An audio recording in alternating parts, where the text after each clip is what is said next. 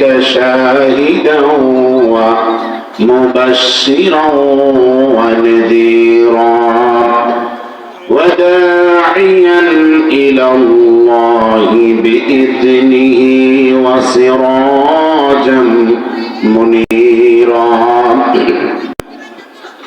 صدق الله العظيم وصدق رسوله النبي الكريم ونحن على ذلك من الشاهدين والشاكرين والحمد لله رب العالمين.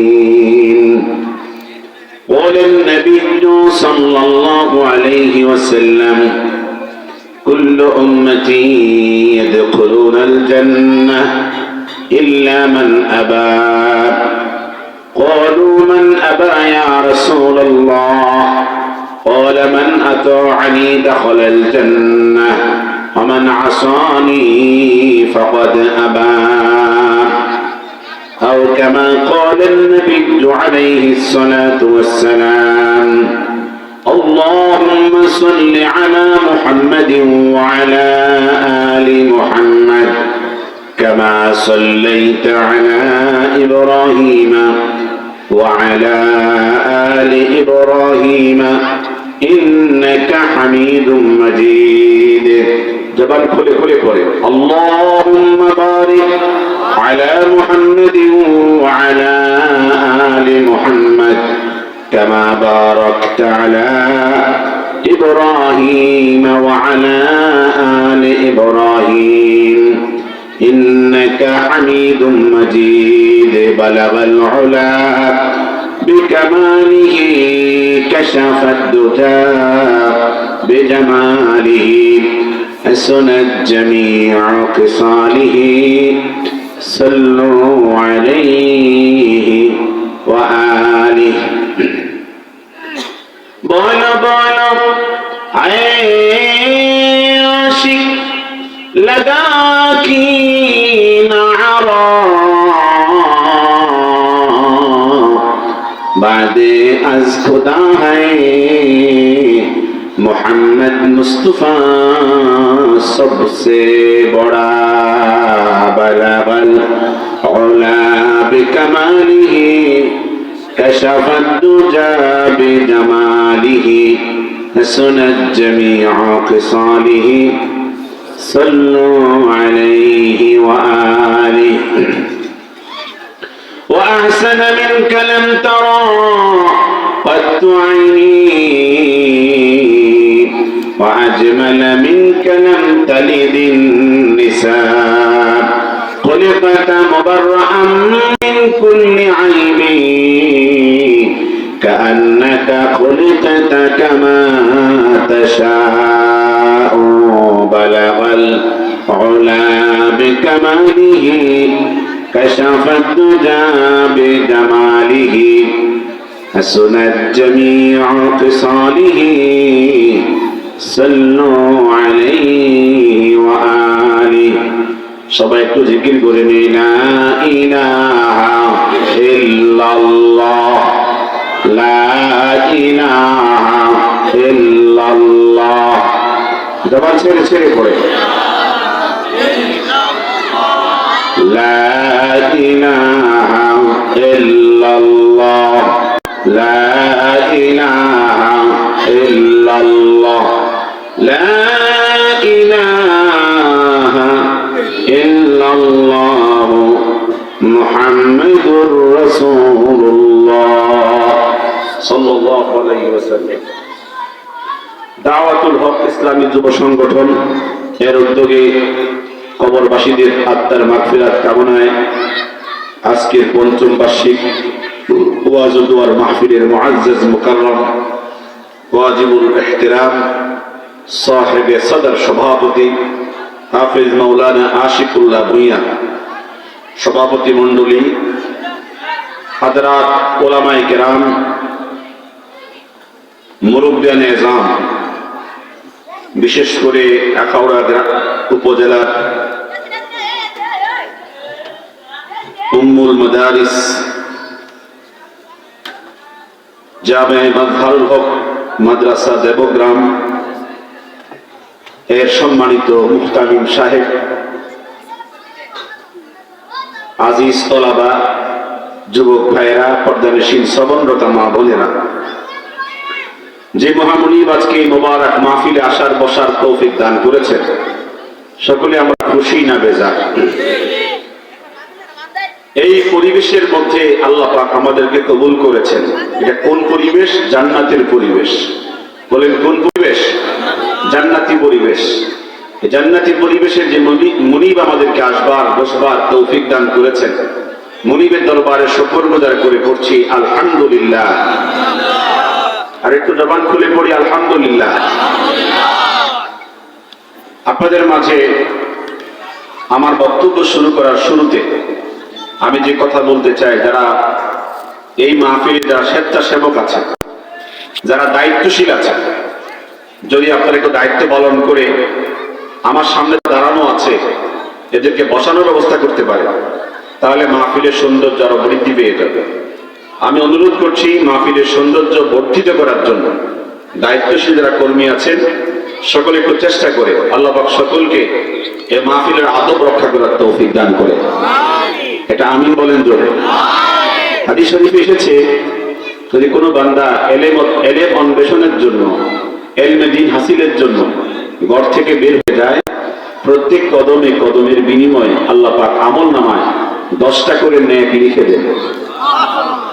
কিন্তু আসতে বললেন সুবহানাল্লাহ। আপনার ঘর থেকে এই মাহফিল পর্যন্ত যদি 100 কদম হয়, তাহলে আপনার আমার আমল নামায় 1000 নেকি লেখা হয়ে গেছে। আমার মনে হয় তো 100 কদমের নিচে মনে কোনো কারণ বাড়ি করবে, ঠিক কিনা? যার যে পরিমাণ কদম, প্রত্যেক কদমের বিনিময়ে 10টা করে নেক আল্লাহ পাক লিখে দিয়েছে। হাদিসে আরো এসেছে 10টা করে গুনাহ আল্লাহ পাক মুছে দেন। কিসের কারণে? এলেমের মজলিসের দিকে রওনা দেওয়ার কারণে। জোরে বলেন সুবহানাল্লাহ। আমরা এখানে আসতে পেরে আমাদের লাভ নাকি লস হয়েছে? কথাগুলো লাভ হয়েছে নাকি লস হয়েছে? যে মুনিব আমাদেরকে মোবারক মাহফিলে আসবার বসবার তৌফিক দান করেছেন, আবারও জবান খুলে পড়ি আলহামদুলিল্লাহ। হাদিসের মধ্যে এসেছে, যখন কোন এলেমের মজলিসে বান্দা বসে বসে এলেম শুনে, এলেমের কথা গুরুত্ব দিয়ে শুনে, শ্বাসে প্রশ্বাসে আল্লাহ তাআলা তার আমল নামায় তাসবিহ সওয়াব দান করে। আপনারা চুপচাপ বসে আছেন, একজন কথা বলছি আর বাকিরা বসে আছেন, এখানে বসে থাকার কোনো ফায়দা আছে? আছে। ফায়দা কি? প্রত্যেকটা শ্বাসে প্রশ্বাসে আল্লাহ পাক তাসবিহ সওয়াব দান করেছেন। বলেন না সুবহানাল্লাহ। তাহলে চুপচাপ থাকলেও লাভ, কথা বললেও লাভ। এখন কি কথা সকলে বলবো? হ্যাঁ, সবাই কথা বলবো। কথা বলবে একজন, বাকিরা শুনবেন, বলে যে ফায়দা শ্রবণ করে সে ফায়দা। আল্লাহ পাক সকলকে তৌফিক দান করেন। সবাই একটু আমিন বলি। আয়াতে কারিমা আপনাদের সামনে তেলাওয়াত করেছি। আল্লাহ তাআলা আমাদের নবীজিকে কেন্দ্র করে এই আয়াত নাযিল করেছেন। আল্লাহ তাআলা বলেছেন, ইন্না আরসালনাকা শাহিদা, হে আমার দোস্ত, আমার নবী, আমি আপনাকে পাঠিয়েছি পৃথিবীতে সাক্ষী হিসেবে। কি হিসেবে? সাক্ষী হিসেবে আমি আপনাকে পাঠিয়েছি। ওয়া মুবাশশিরা, শুভ সংবাদদাতা হিসেবে আমি শুভ সংবাদ দিবেন উম্মতকে। ওয়া নাযীরা, ভয় ভীতি প্রদর্শনকারী হিসেবে। 1 নম্বর হচ্ছে সাক্ষী হিসেবে, 2 নম্বর হচ্ছে তিনি শুভ সংবাদদাতা হিসেবে আল্লাহ পাক রাসূলকে পাঠিয়েছেন। 3 নম্বর হচ্ছে নাযীরা, তিনি ভয় ভীতি প্রদর্শনকারী হিসেবে পৃথিবীতে প্রেরিত হয়েছেন। ওয়া দাঈয়ান ইলাল্লাহি বিইذনিহি, এবং আমি আপনাকে প্রেরণ করেছি আল্লাহর হুকুমে, আল্লাহর পথে লোকদেরকে আহ্বানকারী হিসেবে। বলেন সুবহানাল্লাহ। 5 নম্বর হচ্ছে ওয়াসিরাজাম মুনীরা, আমি আপনাকে প্রেরণ করেছি আলোকিত বাতি হিসেবে। আলোকিত বাতি হিসেবে মানে আলো দানকারী বাতি হিসেবে আমি আপনাকে প্রেরণ করেছি। এই আয়াতে কারিমার উপরে কিছু কথা কোরআন ও সুন্নাহ থেকে বলবার ইচ্ছে পোষণ করেছি। আল্লাহ সুবহানাহু ওয়া তাআলা সকলকে শুনবার, আয়াতে কারিমার তাফসীর শুনবার তৌফিক দান করে। আমিন। আপনাদের কষ্ট হচ্ছে মনে? না, যারা বসছেন কষ্ট করে একটু আগে আগে সুন্দর করে গোলাকার হয়ে বসে। যারা এখানে আইসা খুব খুশি হয়েছেন একটু আগে আগে সুন্দর করে গোলাকার হয়ে বসে, একটু পিছন থেকে আগে আগে আসে, একটু সামনে একটু আগে আগে বসে। আল্লাহ পাক সকলকে এই সুন্নাত তরিকে বসার তৌফিক দেন। তা আমিন বলেন জোরে।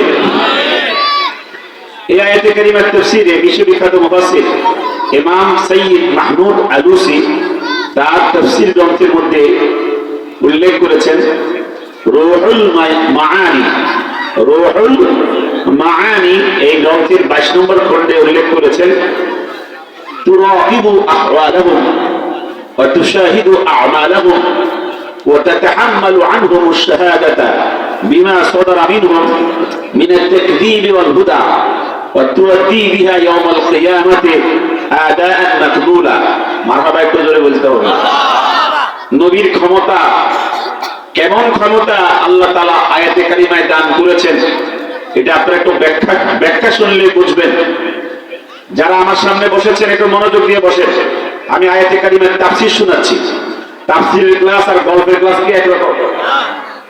কথা বল না।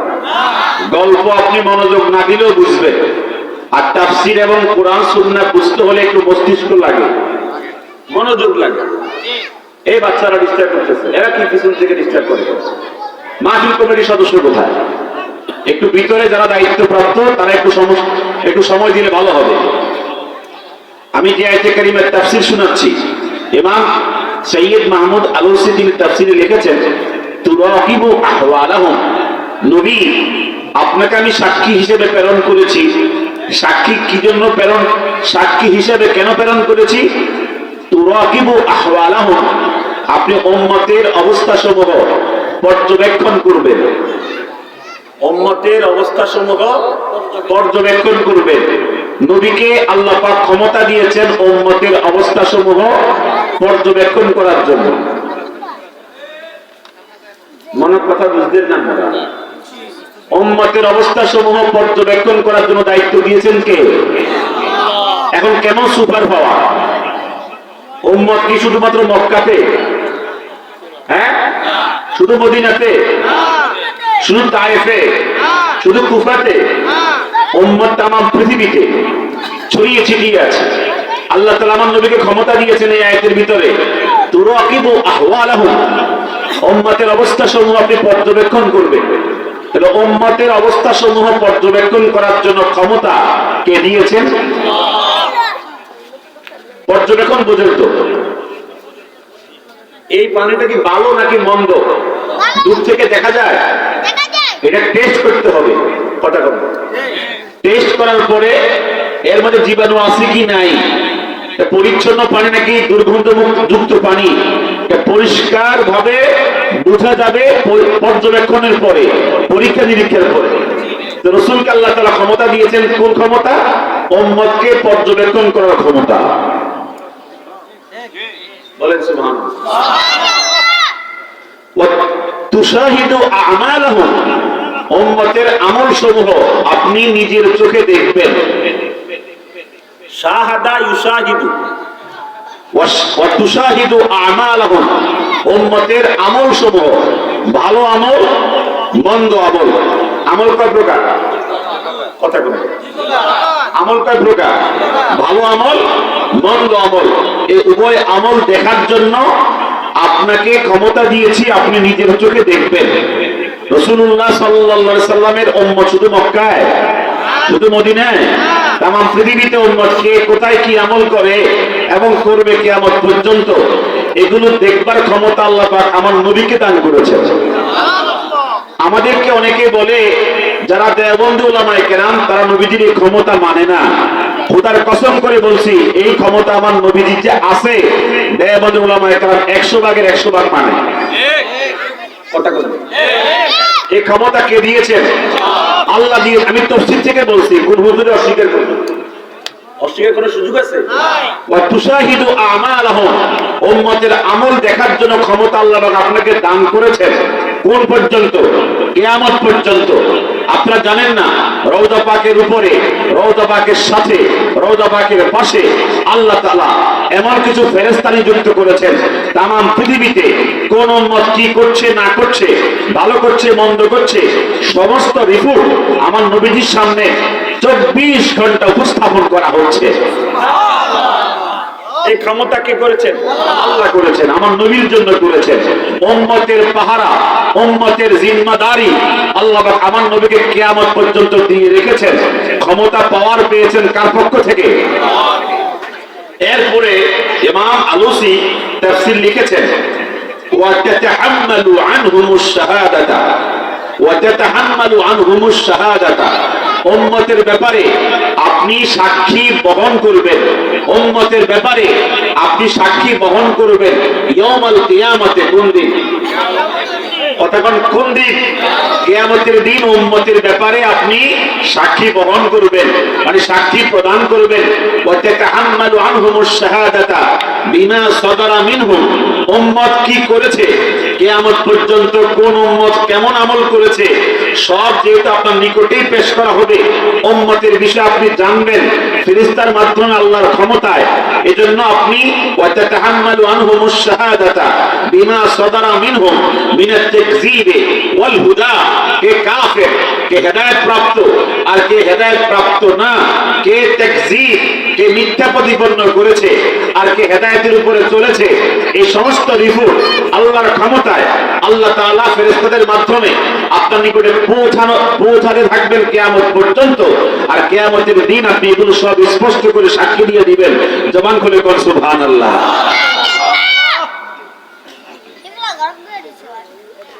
ওয়া তাতাহাম্মালু আনহুমুশ শাহাদাতা বিমা সাদারা মিনহুম। আমার খুব ভয় লাগে যখন কোন গ্রামগঞ্জে এসে আমি কোরআন সুন্নাহ থেকে কথা বলা শুরু করি, মনে একটা ইতস্ত থাকে, সন্দেহ থাকে, কোরআন সুন্নাহর কথা কি সাধারণ মানুষ বুঝবে, এরকম একটা মনে সন্দেহ থাকে। আপনারা কি বলেন তো দেখি, কোরআন সুন্নাহ থেকে বললে কি বুঝতে অসুবিধা হয়? কি বুঝতে কষ্ট হয়?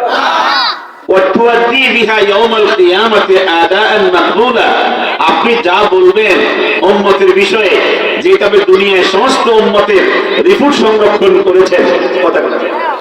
এই জন্য আপনার কথা কি করা হবে? গ্রহণ করা হবে কিয়ামতের মাঠে। জবান খুলে বলেন সুবহানাল্লাহ। এখন আপনি আমি প্রশ্ন করতে পারি, নবীজির রওজা শরীফে আছে, তিনি কিভাবে তাম পৃথিবীর সমস্ত উম্মতের রিপোর্ট সংগ্রহ করবেন, রিপোর্ট সংরক্ষণ করবেন? এরকম প্রশ্ন আসতে পারে কি পারে না? এর জবাব চলে এসেছে বিশ্ববিখ্যাত মুফাসসির, বিশ্ববিখ্যাত মুহাদ্দিস ইমাম মুসলিম, 12 লক্ষ হাদিসের হাফেজ, তিনি তার সহিহ গ্রন্থে বর্ণনা করেছেন। আপনারা আমার রাসূল ইরশাদ করেছেন, ইন্নাল্লাহা জাওয়ালিয়াল আরদা ফারাআইতু মাশারিকাহা ওয়া মাগারিবাহা। হুজুর বলেছেন, গোটা পৃথিবীর জমিনটাকে সংকীর্ণ করে আমার হাতের তালুর সামনে পেশ করে দিয়েছেন। আমি আল্লাহ তাআলার ক্ষমতা বলে এই দুনিয়ার পূর্ব থেকে দুনিয়ার পশ্চিম পর্যন্ত দেখতে পারি। কথা বোঝেন না? আপনার কাছে দুনিয়া অনেক দূরে, কোথায় আমেরিকা, কোথায় লন্ডন, কোথায় জাপান, কোথায় অস্ট্রেলিয়া, কিন্তু আমার আল্লাহ তাআলা, আপনার নবী, আমার নবী, তাকে এমন পাওয়ার দিয়েছেন। হুজুর নিজেই বলেছেন, ইন্নাল্লাহা জাওয়া লিয়াল আরদা, জমিনটা অনেক বড়, কিন্তু এটাকে ছোট কইরা, এটাকে একবারে ছোট কইরা আমার সামনে উপস্থাপন করে দিয়েছেন। জমিনের শুরু থেকে শেষ আমি এক নজরে দেখতে পারি।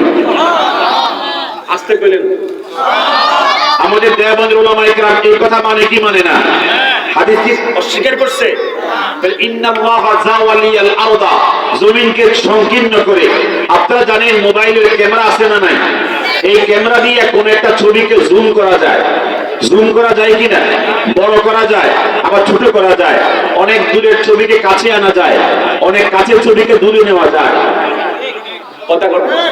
এই প্রযুক্তিতে যদি এরকম করা যায়, আল্লাহ তাআলা নিজের জমিন সৃষ্টি করেছেন, আল্লাহ কি পারেন না এই জমিন থেকে জুম করে ছোট করে আমার নবীর সামনে পেশ করতে পারেন কি পারেন না? এটা হাত তুলে বল, পারেন কি পারেন না? এই ক্ষমতা কে দিয়েছে? রাসূল বলেছেন, ইন্নাল্লাহা জাওয়ালিয়াল আরদা,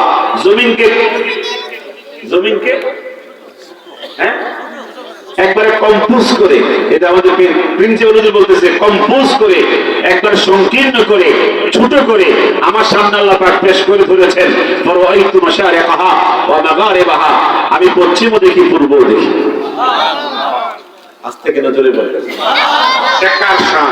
আমার নবীর শান। আমরা মানি তো? জোরে বলে মানি তো? রাসূলুল্লাহ সাল্লাল্লাহু আলাইহি সাল্লাম বলেছেন, ইন্নাল্লাহ রাফা লিয়াদ দুনিয়া, আমার সামনে আল্লাহ তাআলা দুনিয়া উপস্থাপন করেছেন, দুনিয়া তুলে ধরেছেন। এই দুনিয়া আমার সামনে উপস্থাপিত হয়েছে। ফারাআইতু মাশারিকাল আরদি ওয়া মাগারিবাহা, আমি দুনিয়ার পূর্ব থেকে পশ্চিম দেখতে পাই। জবান খুলে বলেন সুবহানাল্লাহ।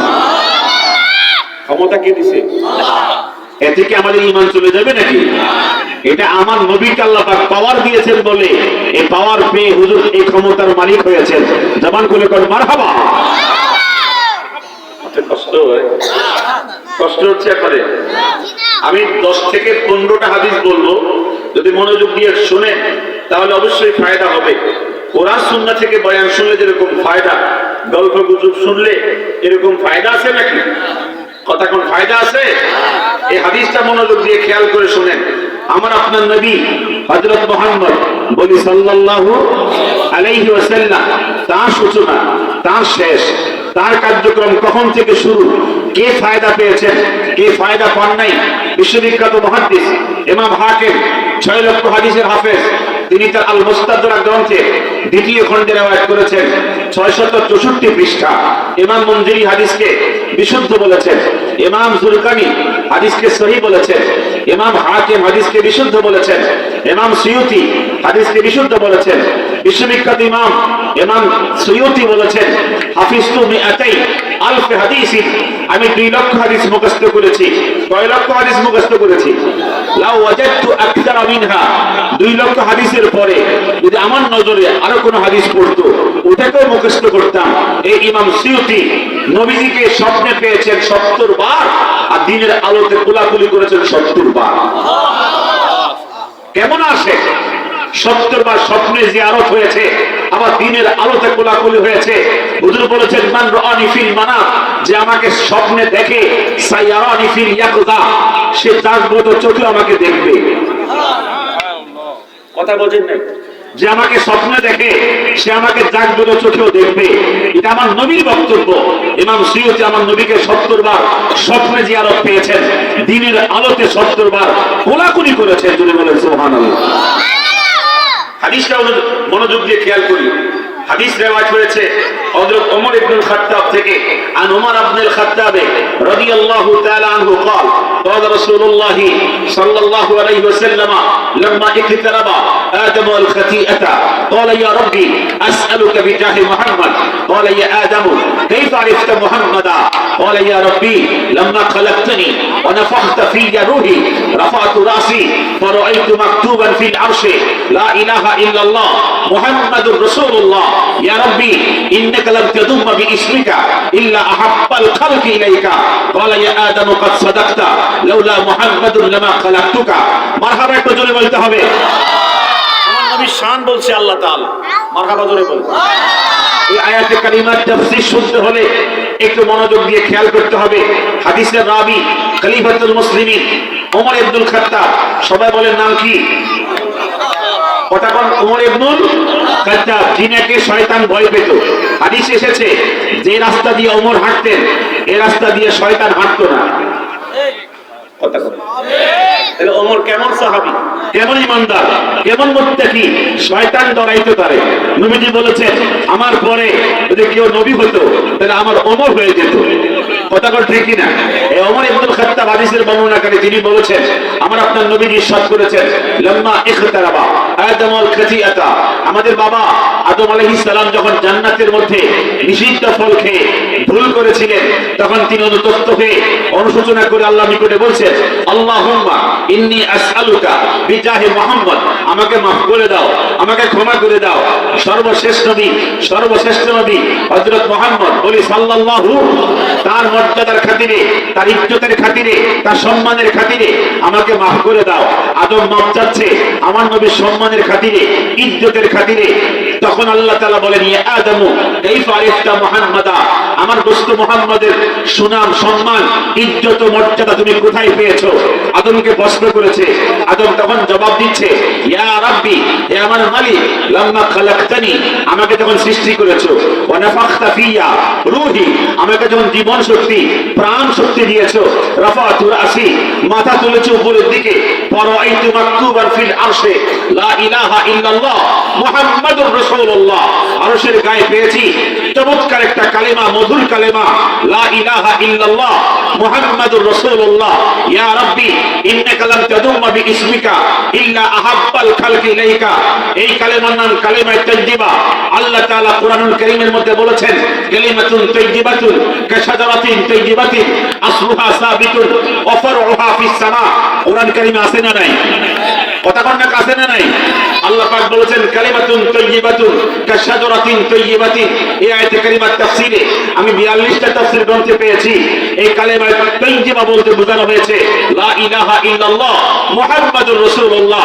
আমাদের দেশের একজন শায়েখ, অনেক বিদগ্ধ আলেম, অনেক বড় পণ্ডিত, উনি বলেছেন আমি 6 মাস হাদিসের কিতাব খুঁজতে খুঁজতে আমি তন্ন করে খুঁজেছি, কোন জায়গায় হাদিসের গ্রন্থে লা ইলাহা ইল্লাল্লাহ মুহাম্মাদুর রাসূলুল্লাহ এই কালেমা আমি পাই নাই। আমি তখন বলেছি আপনি কি বলতে চান? তিনি বলেছেন এই কালেমা বানোয়াট কালেমা, এই কালেমা জাল কালেমা। আপনারা বলেন তো দেখি, কালেমা তাইয়্যিবা কি বানোয়াট কালেমা? তখন বানোয়াট কালেমা।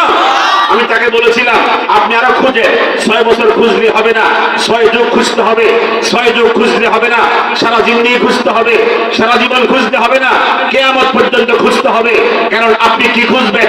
আপনি বর্তমান দুনিয়ায় খুঁজারকে খুঁজে যারা গিয়েছেন আপনার থেকে বড় বড় হুজুর ছিল। কথা বলেন ঠিক না ঠিক?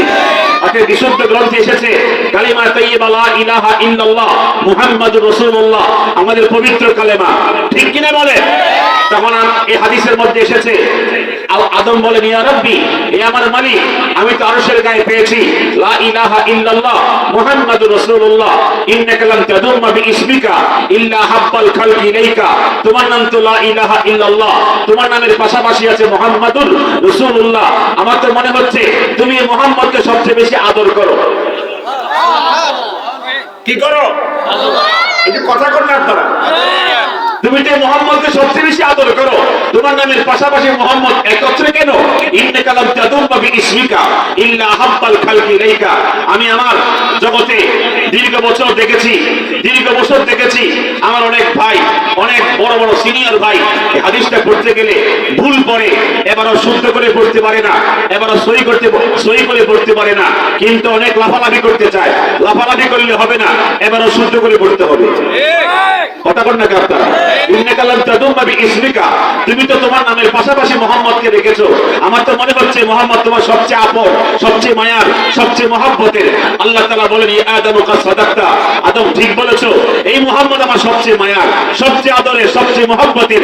লাউলা মুহাম্মাদুন লামা খালাকতুকা, আমার মুহাম্মদকে সৃষ্টি না করলে আদম তোকে বানাতাম না। হাত তুলে বলেন ঠিক না ঠিক? আপনারা মানিত মানেন কিনা সবাই? আল্লাহ পাক মানার তৌফিক দান করেন। সবাই একটা আমিন বলেন জোরে। বিশ্ববিখ্যাত মুহাদ্দিস ইমাম শিহাবুদ্দিন কাস্তালানি আল মাওয়াহিবুল লাদুনিয়া বিল মিনাহিল মুহাম্মাদিয়া, তিনি 3 খণ্ডে কিতাব লিখেছেন। প্রথম খণ্ডে 79 পৃষ্ঠায় লিখেছেন, লাম্মা খালাকাল্লাহু আদামা আলহামাহু আন ক্বালা ইয়া রাব লিমা কান্নাইতানি আবা মুহাম্মদ, ক্বালা ইয়া আদামু ইরফা রাসাকা ফারাফা রাসাহু ফারা মুহাম্মাদান সাল্লাল্লাহু আলাইহি ওয়াসাল্লাম ফি সুরাতিল আরশিল মুআল্লা فقال يا ربي من هذا؟ قال هذا احمد اسمه في السماء احمد وفي الارض محمد لولا محمد لما خلقتك وما خلقت السماء والارض والشمس والقمر واللوح والقلم والجنه والنار। تمام كلنا سبحان الله। আমার নবীর শান শুনবেন, নবীর শান শুনবেন। বিশ্ববিখ্যাত সিরাত গ্রন্থ আল মাওয়াহিবুল লাদুনিয়া বিল মিনাহিল মুহাম্মাদিয়া প্রথম খণ্ডের 79 পৃষ্ঠায় বর্ণিত হয়েছে, লাম্মা খালাকাল্লাহু আদামা, আল্লাহ পাক যখন আদমকে সৃষ্টি করেছেন, আমাদের আব্বাকে যখন সৃষ্টি করেছেন, আলহামাহু আন ক্বালা ইয়া রাব, আদমকে আল্লাহ পাক ডাকেন জান্নাতের ভিতরে, হে মুহাম্মদের বাবা। আদমের নাম তো আদম। আদম বলে, লিমা কান্নাইতানি আবা মুহাম্মদ, আমি তো মুহাম্মদের বাবা না, আমি হলাম আদম, আমাকে আদম বলো না, আমাকে মুহাম্মদের বাবা বলে ডাকো কেন? আল্লাহ পাক বলেন, কারো ছেলে সিন্নি খাইছো, মোল্লা সেনো নাই। এটা আমাদের কথা, আল্লাহ বলেন কথা বলেন। আমরা বলি কি না কার ছেলে সিন্নি খাইছে বললা চেনো নাই। আল্লাহ পাক বলেন আদম তুমি কার ছেলে সৃষ্টি হয়েছো, মুহাম্মদ চেনো নাই, মাথা তোলো। মাথার উপরে মুহাম্মদ বসে আছে। মারহাবা একটু জোরে বলতে হবে। ফারাফা আদম মাথা তুলেছেন, ফারা মুহাম্মাদান আদম মুহাম্মদকে দেখেছে মাথা বরাবর উপরে আরশের সাথে লাগানো। আদমকে দেখে মুহাম্মদকে দেখে আদম বলে ইয়া রাব্বি মান হাযা, এই মুহাম্মদের পজিশন এত মোস্ট পজিশন, এত সুপার পাওয়ার পজিশন, এই মুহাম্মদের শান ও মান সবার উপরে কেন? আদমকে আল্লাহ পাক বলে হাযা আহমদ, এটা আমার আহমদ। আমার প্রশংসা করতে করতে সুপার পাওয়ার হয়ে গেছে, মোস্ট পজিশন পেয়ে গেছে। এটা আমার আহমদ, এটা আমার মোহাম্মদ। জানো না আদম এই মোহাম্মদকে না সৃষ্টি করলে তোকে বানাতাম না, আসমান বানাতাম না, জমিন বানাতাম না, জান্নাত বানাতাম না, জাহান্নাম বানাতাম না, লৌহ বানাতাম না, কলম বানাতাম না। কথা বলেন ঠিক না ঠিক? আমরা মানি তো, মানার পরও দুশ্মনের রসুল, মানার পরও কি রসুলের দুশ্মন থাকবে। আল্লাহ আমাদেরকে বুঝার তৌফিক দান করেন। কবে থেকে দুশ্মনের রসুল থেকে মুক্তি লাভ করবো আল্লাহ জানে, মরার পরে হয়তো হইতে পারে। আরেকটা হাদিস মনোযোগ দিয়ে শুনেন। বিশ্ববিখ্যাত মুহাদ্দিস ইমাম বাইহাকি ৫ লক্ষ হাদিসের হাফেজ, তিনি তার দালাইলুন নবুয়তের ৫ম খণ্ডে লিখেছেন ইমাম নাসিরউদ্দিন আলবানী পর্যন্ত হাদিসকে সহিহ বলেছেন।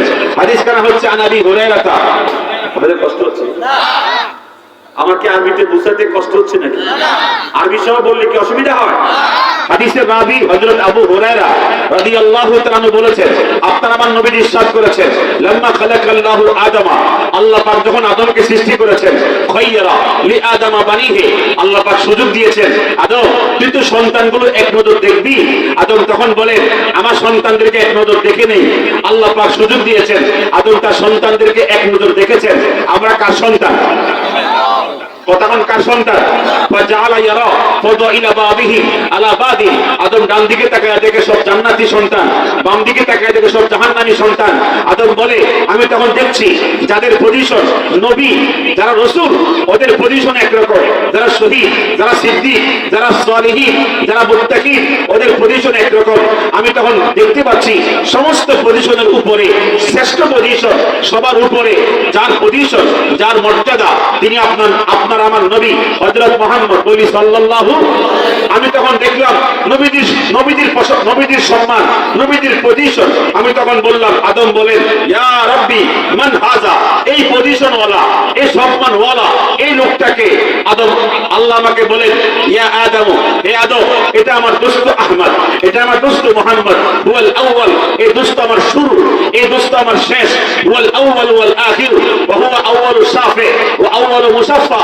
দুনিয়া যখন ধ্বংস হয়ে যাবে, কিয়ামতের মাঠে, হাসরের মাঠে কেউ যখন কোনো কথা বলবে না, প্রত্যেকে বলবে ইয়া নাফসি, আমাকে বাঁচাও, আমাকে বাঁচাও। আর আমার দোস্ত বলবে রব্বি হাবলি উম্মতি, আমার উম্মতকে বাঁচাও। কথা ঠিক কি না? আর তার কথা আমার কি হবে? ওহুয়া আউয়ালু শাফি ওয়া আউয়ালু মুশাফফা, আর তার সুপারিশ আমার নিকটে প্রথম মঞ্জুর হয়ে যাবে। বলেন আলহামদুলিল্লাহ।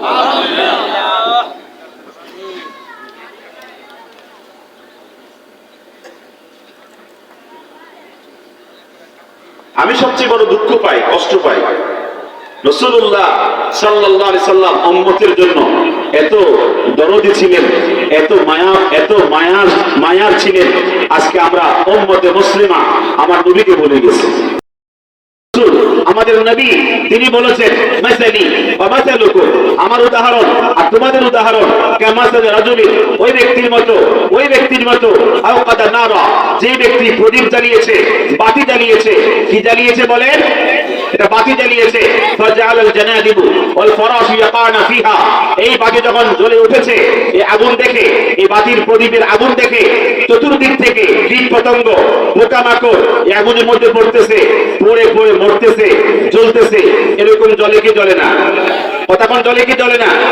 এই লোকটা, যে লোকটা বাতি জ্বালিয়েছে, ওহুয়া ইয়াযুবুহুন্না আনহা, এই লোক দুই হাত দিয়ে এই প্রদীপে যেন কোনো বাতির মধ্যে, আগুনের মধ্যে কোনো কীট পতঙ্গ পড়তে না পারে, পোকামাকড় পড়তে না পারে, দুই হাত দিয়ে বাধাগ্রস্ত করতেছে।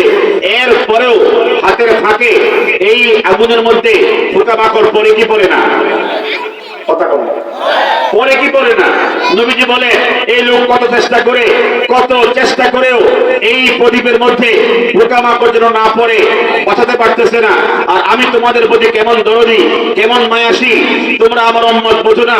ওয়া আনা আখিদুন বিহুদাজিকুম মিনান নার, কিয়ামত পর্যন্ত আমি তোমাদেরকে জাহান্নাম থেকে বাঁচানোর জন্য তোমাদের পিছন দিক থেকে তোমাদের কোমর ধরে থাকবো। আহারে বোঝেন নাই মনে হয়? তোমাদেরকে জাহান্নাম থেকে বাঁচানোর জন্য আমি তোমাদের পেছনের দিক থেকে তোমাদের কোমর ধরে থাকবো। কি ধরে থাকবো?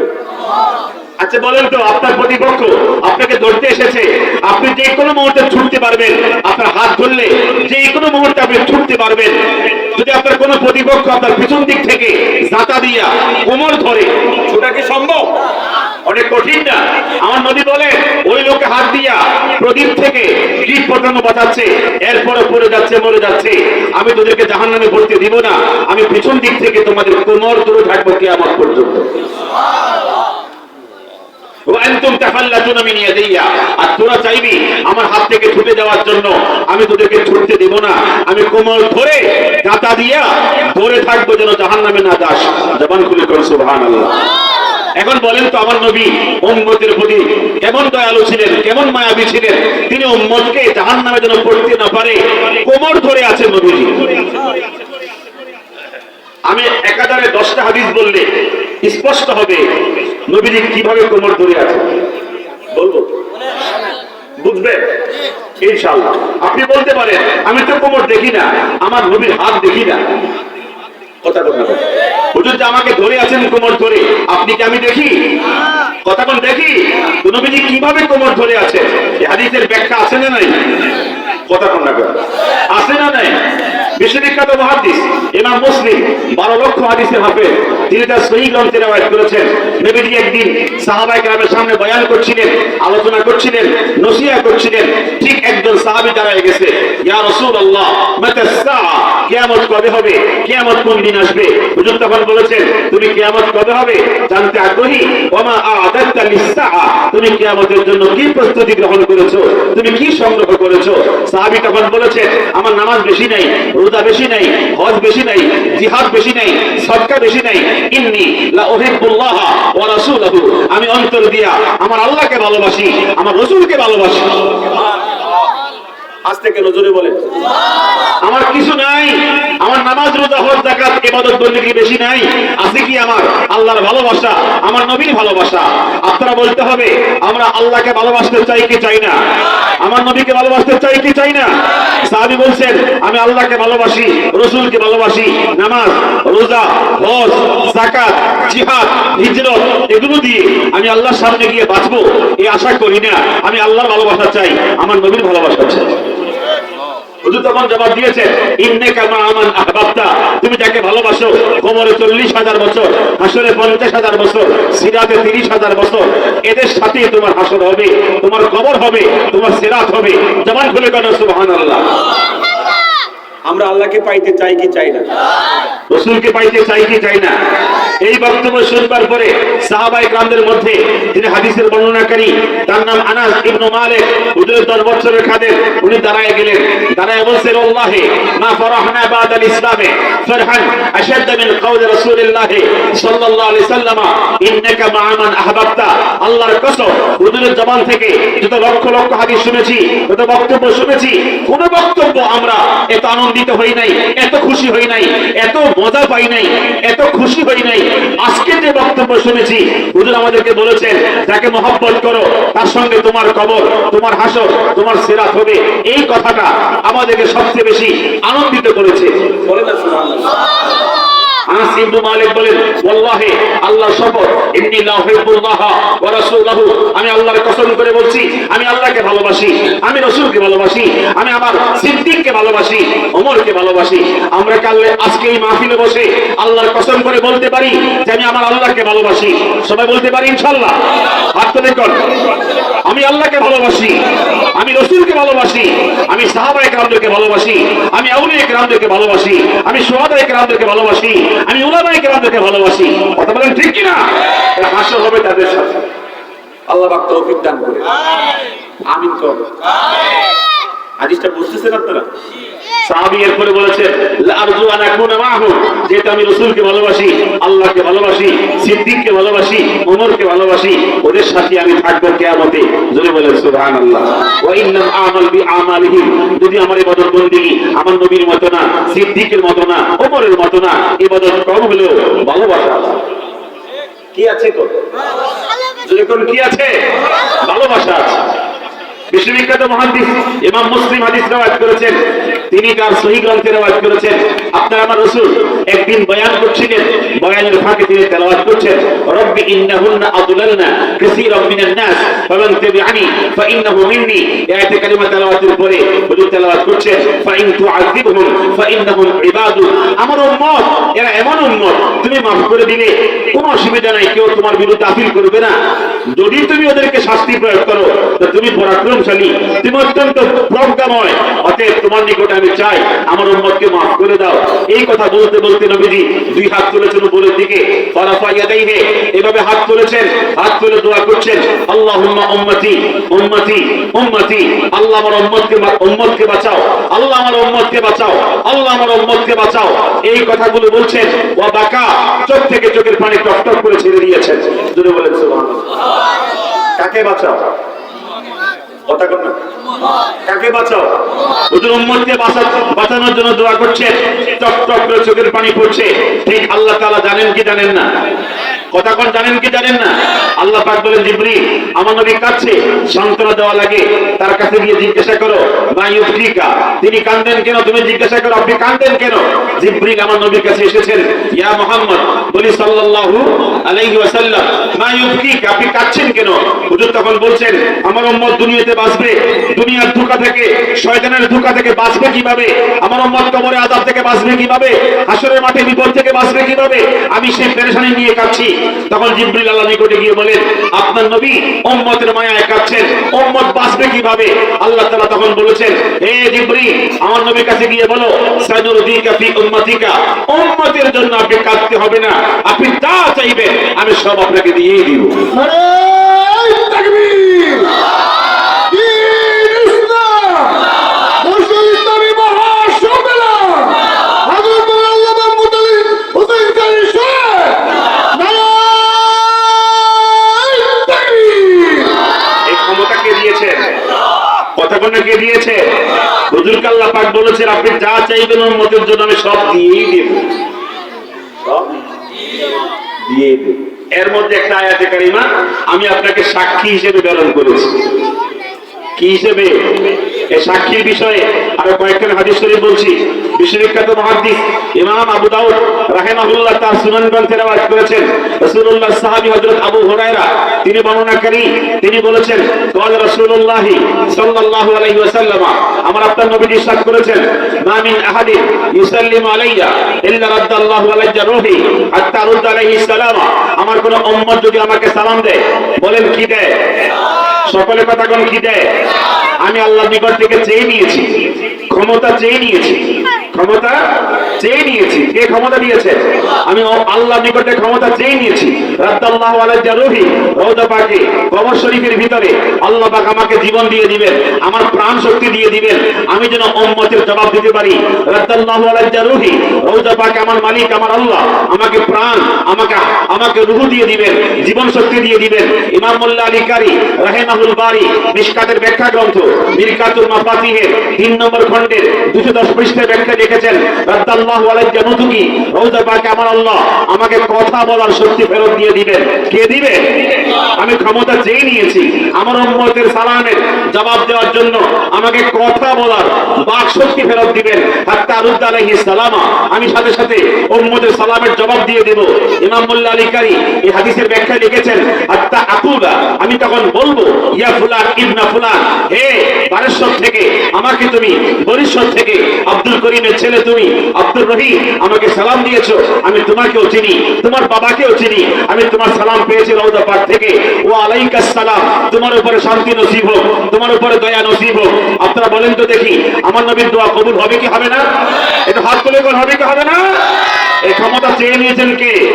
আমার নবী। কার পক্ষ থেকে? আল্লাহর পক্ষ থেকে। যদি কোন মারহাবা, আর মুহাব্বতে কোন মারহাবা। আমরা মানি তো নাকি মানি না? অনেকে মনে করে যে আমরা মানি না। আমরা মানি, দলিল সহ মানি। কথা কথা আমার দলিল সহ কি মানি। বিশ্ববিখ্যাত মুহাদ্দিস এবং বিশ্ববিখ্যাত বুজুর্গ ইমাম জাযুলি তিনি তার দালাইলুল খায়রাতের মধ্যে লিখেছেন, ইলা ইয়া রাসূলুল্লাহ কাইফা তুরাদু আলাইকা সালাতু মিম্মান গাবা আনকা ওয়া মান ইয়াতি বা'দাকা মা হালুহু মা ইনদাকা ওয়ালা আসমাউ সালাত আহলি মুহাব্বতি ওয়া আরিফুহুম। নবীজিকে প্রশ্ন করা হয়েছে, হুজুর আপনি মক্কায় দুরূদ শরীফ পড়বে মদিনা থেকে, আপনি মদিনায় দুরূদ শরীফ পড়বে ইরাক থেকে, আপনি মদিনায় দুরূদ শরীফ পড়বে আপনাকে ইরান থেকে, শাম থেকে, দামেস্ক থেকে, ইয়ামান থেকে, আপনি অনেক দূরে থাকবেন। এই উম্মতের দুরূদ আপনি কিভাবে শুনবেন, কিভাবে জানবেন? অথবা আপনি দুনিয়ায় থাকবেন না, ইন্তেকাল করে ফেলবেন, রওজা পাকে অবস্থান করবেন, কিয়ামত পর্যন্ত উম্মতে মুসলিমা আপনাকে স্মরণ করবে, সালাম দিবে, দুরূদ শরীফ পড়বে। আপনি রওজা পাক থেকে ওই উম্মতের দুরূদ পাইবেন কিভাবে, শুনবেন কিভাবে? হুজুর তখন বলেছেন, কিছুই লাগবে না, আমার উম্মতের দুরূদ শোনার জন্য কাছে আসতে হবে না, নিকটে আসতে হবে না, যেখান থেকে আমাকে স্মরণ করে, আমাকে সালাম দেয়, আসমাউ সালাতা আহলে মুহাব্বতি, আমার উম্মতের অন্তরে আমার একটু মহব্বত থাকলেই হবে। কি থাকলেই হবে? আমার মহব্বত থাকলেই হবে। একটু মহব্বত দিয়া, একটু ভালোবাসা দিয়া আমাকে স্মরণ করলে, আমাকে সালাম দিবে, সালাম দিলে আমি রওজা পাক থেকে নিজের কানে শুনতে পাবো। উম্মতকে চিনতে পারবো, উম্মতকে চিনতে পারবো।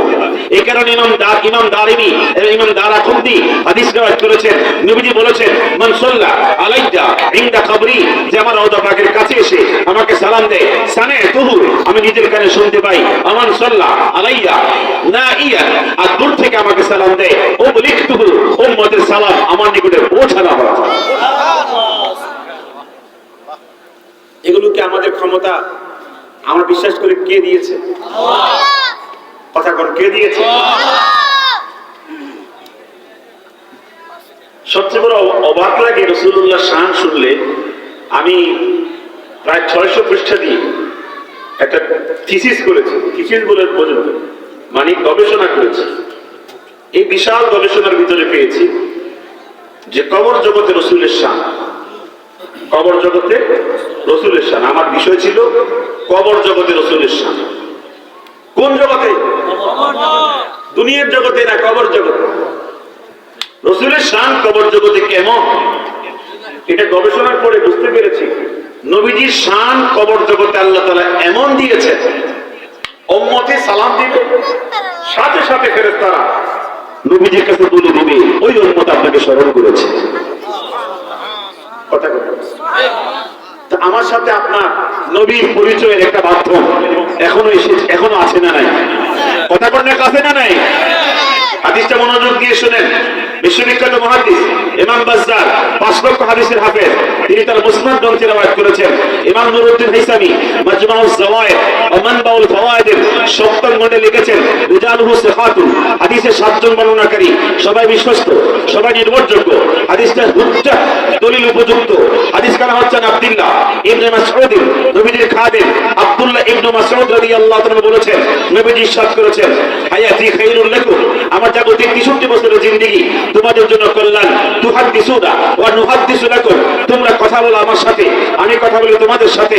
ওয়া ওয়াফাতি খায়রুল লাকুম, আমার ইন্তেকাল হয়ে গেলে রওজা পাকের কবরের জিন্দেগি, রওজা পাকের জিন্দেগি তোমাদের জন্য কল্যাণ। সাহাবায়ে কেরাম জানতে চেয়েছেন, ইন্তেকাল করলে আপনাকে দেখা যাবে না, সুবত পাওয়া যাবে না, শোনা যাবে না, আমাদের কল্যাণ আসবে কিভাবে? হুজুর তখন বলেছেন, তোমরা আমাকে দেখতে হবে না, আমার পাশে বসতে হবে না, আমার সুবত দিতে হবে না, আমি কিয়ামত পর্যন্ত তোমাদেরকে দেখতেই থাকবো। আস্তে বলেন, কেন জোরে বলেন? আমি দেখতেই থাকবো। হাদিসের শব্দ শুনেন, ফালাম্মা রাআইতু খায়রা, আমি যখন তোমাদের কল্যাণ দেখবো, নেক আমল দেখবো, রওজা পাক থেকে হামিদুল্লাহ, আল্লাহ পাকের প্রশংসা করব, আল্লাহ পাকের নিকটে প্রশংসা করে বলবো, আমার উম্মত নেক আমল করেছে, উম্মতের নেক আমল তুমি কবুল করো। জবান খুলে বলুন সুবহানাল্লাহ। ওয়ালাম্মা রাআইতু শাররা, উম্মত যখন পাপের কাজ করবে, গুনাহের কাজ করবে, ইস্তাগফারতুল্লাহ, আমি আল্লাহ পাকের নিকটে ক্ষমা চাইবো। আল্লাহ, শয়তানের ধোঁকায় পড়ে, দুনিয়ার মোহমায়ায় পড়ে এই অন্যায় করেছে, আমার উম্মতকে মাফ করে দাও। আপনারা বলেন তো, আমার নবী ক্ষমা চাইলে আল্লাহ পাক ক্ষমা করবে কিনা? কথা করবে কিনা? নবীজি সাল্লাল্লাহু আলাইহি সাল্লামের শান ও মান আমি কি বলবো এই আয়াতে কারিমার তাফসিরে আমি যে কথা এখন দুটো হাদিস দিয়ে বোঝানোর চেষ্টা করছি। ইমাম উরওয়া ইবনে মাসউদ আস-সাকাফি, ইমাম শিহাবুদ্দিন কাস্তালানি তার সিরাত গ্রন্থে এনেছেন, এবং ইমাম ইবনু কাসির তার আল বিদায়া ওয়ান নিহায়ার মধ্যে এনেছেন। হাদিসটা খুব গুরুত্বপূর্ণ হাদিস। বিশেষ করে ইমাম বুখারী তার সহিহ গ্রন্থে এনেছেন। হাদিস কেন হচ্ছে রাসূলুল্লাহর একজন সাহাবী উরওয়া ইবনে মাসউদ আস-সাকাফি, বলেন সুবহানাল্লাহ। তিনি হুদায়বিয়া সন্ধিতে নবীজির সাথে সন্ধি চুক্তি করতেছিলেন। কি করতেছিলেন? মানে লেখালেখি করতেছিলেন। যখন লেখা শুরু হয়েছে, আলী ইবনে আবি তালিব লিখতেছিলেন মিন মুহাম্মাদিন রাসূলিল্লাহ, মুহাম্মদ আল্লাহর রাসূল, এইভাবে লেখা শুরু হয়েছে। তখন উরওয়া তখন আপত্তি করেছে, হে আলী, তোমাদের মুহাম্মদকে আমরা আব্দুল্লাহ সন্তান, আব্দুল্লাহ ছেলে মানি, আল্লাহ রাসূল মানি না। তুমি তোমার মুহাম্মদের সামনে যে রাসূলুল্লাহ শব্দ আছে এটা কেটে ফেলো। কি করো? আচ্ছা, আলী কি কাটতে পারে? উনি কি নবীজির নামের সামনে রাসূলুল্লাহ কাটতে পারে? আলী ওজর খাই করলেন যে আমার হাতে আমার নবীর নামের সামনে আল্লাহর রাসূল রাসূলুল্লাহ এটা কাটতে পারবো না। যখন আলী আপত্তি করেছেন, হুজুর বুঝতে পেরেছেন আলী তো কাটবে না, তার ভিতরে যে ইশক আছে, মহব্বতের ভালোবাসা আছে, আলী তো কাটবে না। হুজুর তখন আলীকে বলেছেন আমাকে কলম দিয়ে দাও, আমি লিখে দিই মুহাম্মদ ইবনে আব্দুল্লাহ, আব্দুল্লাহর বেটা মুহাম্মদ। আমি এখন তাদের কাছে রাসূলুল্লাহ জোর করে চাপায়া দেব না। আল্লাহ পাক তখন পরিবেশ করে দিবেন, এমনি তারা মেনে নিবে। কথা ঠিক কিনা? হুজুর তখন লিখেছেন মুহাম্মদ ইবনে আব্দুল্লাহ। এইভাবে সন্ধি চুক্তি চূড়ান্ত হওয়ার পরে যখন আপনার হুদায়বিয়া সন্ধি চুক্তি হয়ে গিয়েছিল, ওই সন্ধি চুক্তির সময়কালে এই উরওয়া তখন কাফের ছিল। বলেন কি ছিল? কাফের ছিল। যতক্ষণ সে সেখানে ছিল, ওই থাকা অবস্থায় আমার নবীকে সাহাবায়ে কেরাম কেমন ভালোবাসতেন, কেমন মহব্বত করতেন, কেমন ইজ্জত দিতেন, কেমন সম্মান দিতেন, একটু দৃশ্য নিজের চোখে দেখেছেন। এই উরওয়া বলে ইসলাম গ্রহণের পূর্বে আমি যে দৃশ্য দেখেছি, মুহাম্মদকে তার সাথীরা বলে সাল্লাল্লাহু কি পরিমাণ সম্মান করছেন, যে মা রাআইতু আহাদান ইউআযিমু আহাদান কামা ইউআযিমু আসহাবু মুহাম্মাদিন মুহাম্মাদা। আল্লাহর কসম, দুনিয়াতে এমন কোন রাজা বাদশার কাছে আমি যাই নাই, সমস্ত বাদশার কাছে আমি গিয়েছি।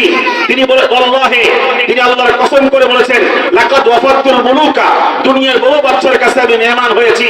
আল্লাহে লাকাদ ওয়াফাতু কায়সারা ওয়া কিসরা ওয়া নাজ্জাশি, আমি কিসরা, কায়সার, নাজ্জাশি, রোমের বাদশা, শামের বাদশা এবং আবিসিনিয়ার বাদশার কাছে মেহমান হয়েছি। বাদশাকে কি পরিমাণ সম্মান শ্রদ্ধা করে তার অনুসারীরা নিজের চোখে দেখেছি।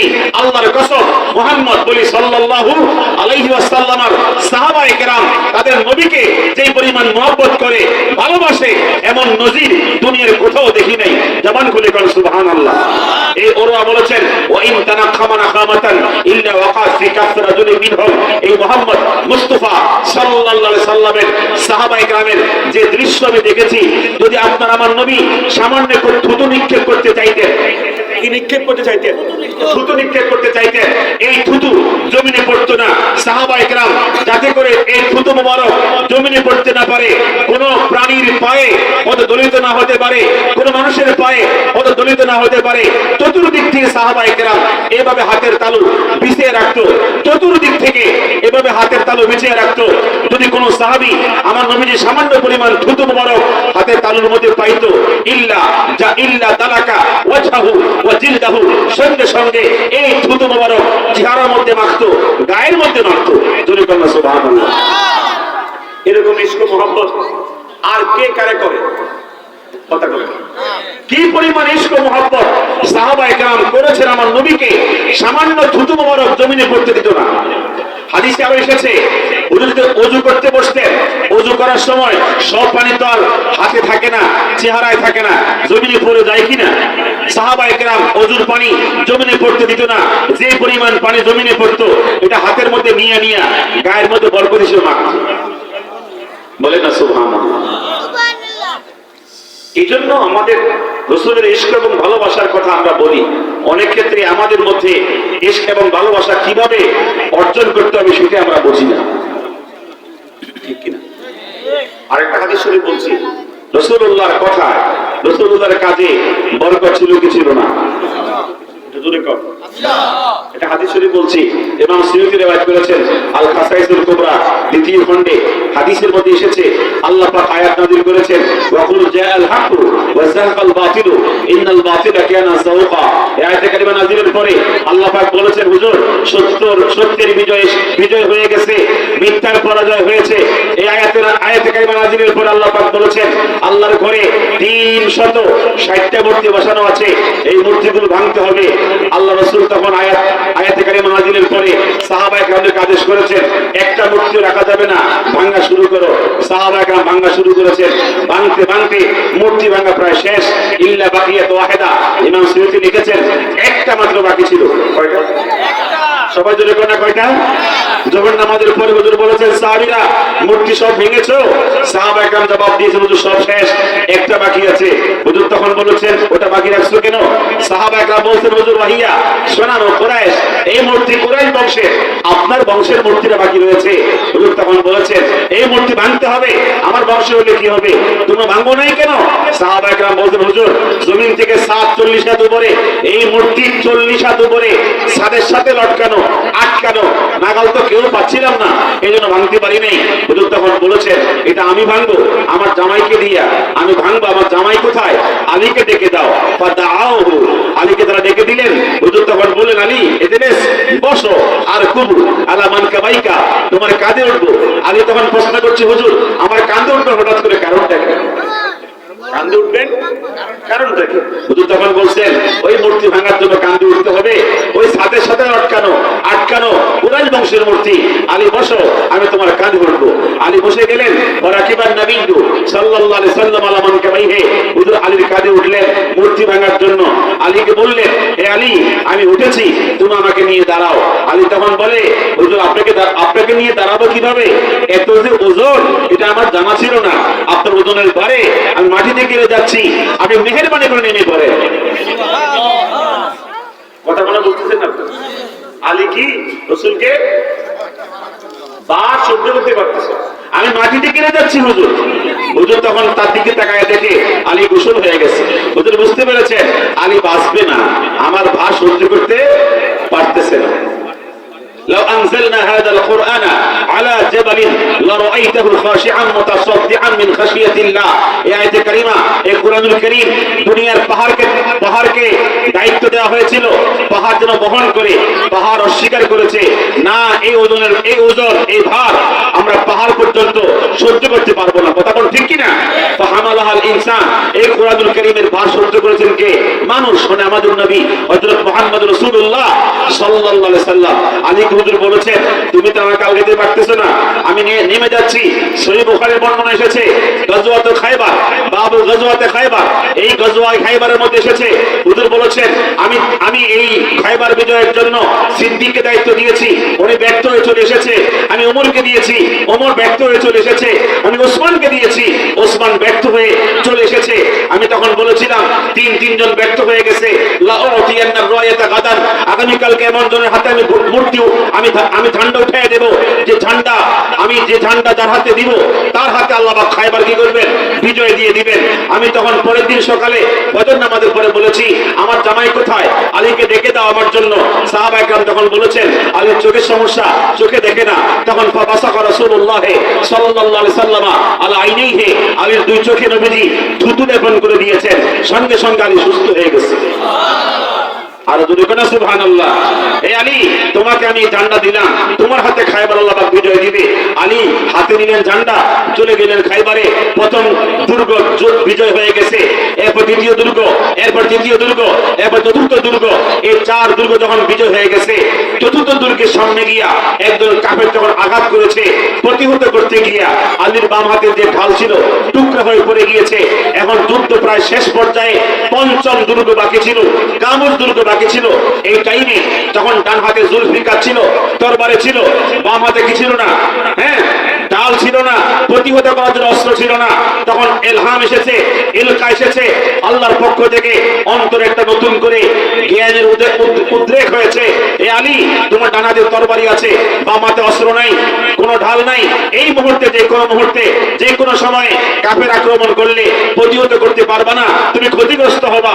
অতএব তোমার সামনে যা পাও তা টান দিয়ে ঢাল বানায় ফেলো।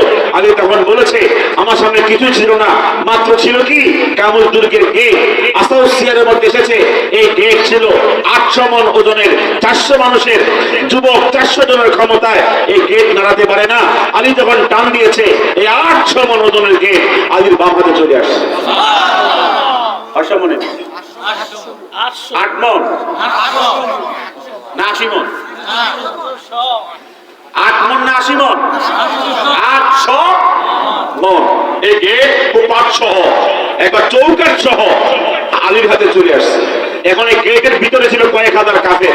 এরা তখন ভিতর থেকে তাকায় দেয় গেট জায়গাতে নাই। তখন তারা বলতেছে, প্রশ্ন করতে, গেট কোথায়? আমাদের গেট, গেট কি আছে? জাকাত আছে কার হাতে? আলীর হাতে।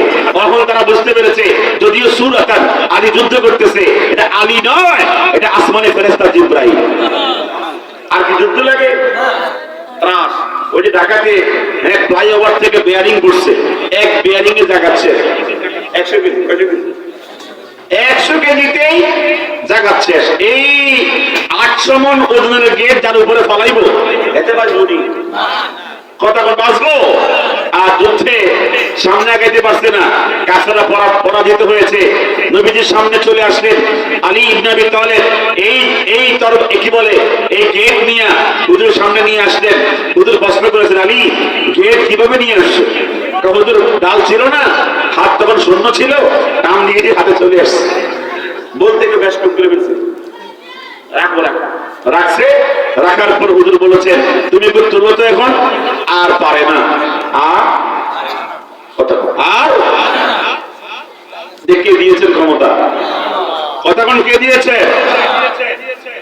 তো নবীজি বলছেন, আলী তুমি তো আমাকে আগাইতে পারতেছো না, আমি এখন বসি, তুমি আমার কান্দে ওঠো। নবীজি আলীকে বলছে, আমি বসি, তুমি কান্দে ওঠো।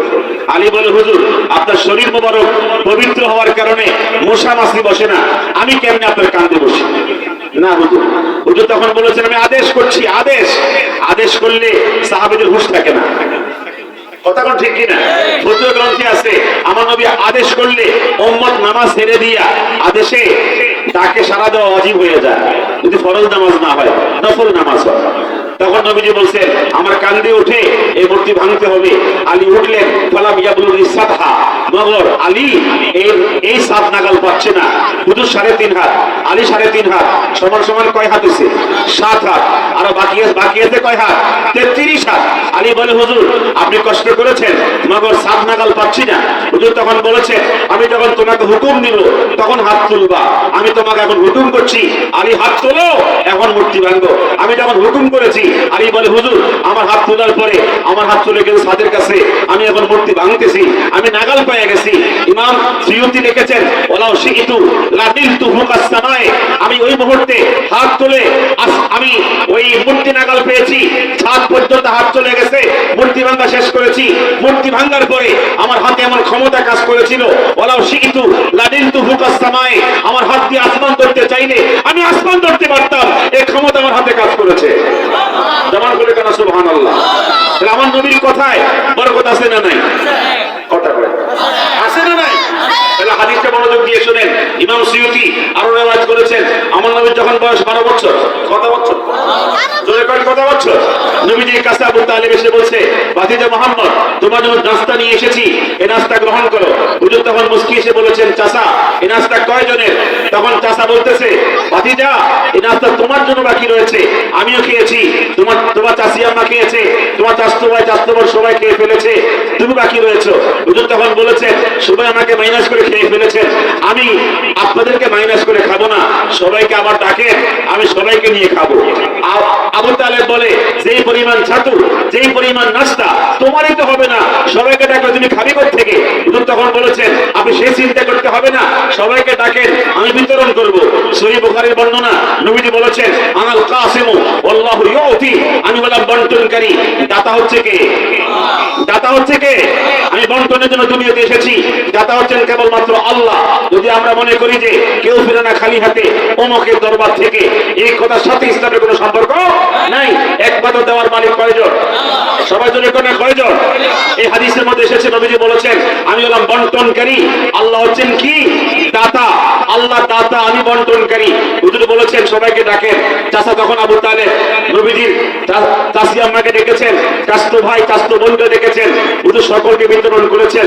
11 জনকে বিতরণের পরে যে পরিমাণ ছাতু পাত্রে ছিল আগের মতোই রয়ে গেছে। তখন আবু তালেব বলে, ভাতিজা মুহাম্মদ বলে সাল্লাল্লাহু আলাইহি ওয়াসাল্লাম, সবাইকে দেওয়ার পরেও এখন আগের মতো রয়ে গেছে। হুজুর মুস্কি এসে বলেছেন আগামী কালকেও খাবো। আগামীকালকেও বোঝা যায় আমার নবীর হাতে বরকত ছিল কি ছিল না। বুখারীর বর্ণনা আসছে মাত্র 20 জন ব্যক্তিকে দাওয়াত করা হয়েছে খন্দকের যুদ্ধে। জাবের রাদিয়াল্লাহু তাআলা বলেছেন বকরির বাচ্চা জবাই করেছি 20 জন সাহাবীকে খাওয়ানোর জন্য, আমার নবীকে সহ। অথচ হুজুর 1400 সাহাবী নিয়ে আমার বাড়িতে মেহমান হয়ে আসছে।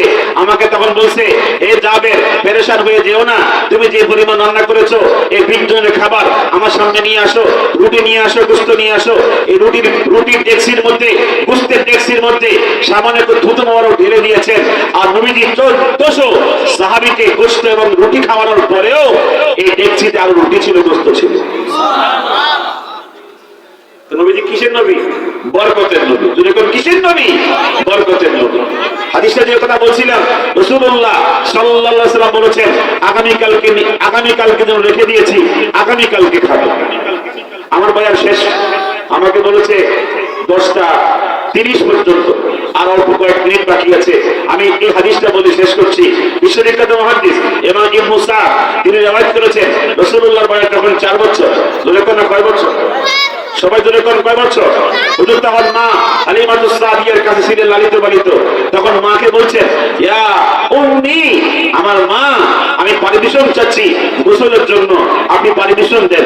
মা তখন বলছেন, হে মুহাম্মদ, তুমি একা একা যাবে না, তোমার দুধ বোন সাইমাকে সাথে নিয়ে যাও। হুজুর তখন দুধ বোন সাইমাকে নিয়ে গোসল করতে বের হয়েছেন। ওয়াজাদু বিরান, একটু সামনে যাওয়ার পরে একটা কূপ পেয়েছেন, একটা পুকুর পেয়েছেন। এই কূপের মধ্যে, পুকুরের মধ্যে হুজুর নেমেছেন, সাইমা নেমেছেন, আরো কয়েকজন সমবয়সী 5 বছর 6 বছরের হুজুরের বন্ধু বান্ধব যারা ছিল ওরা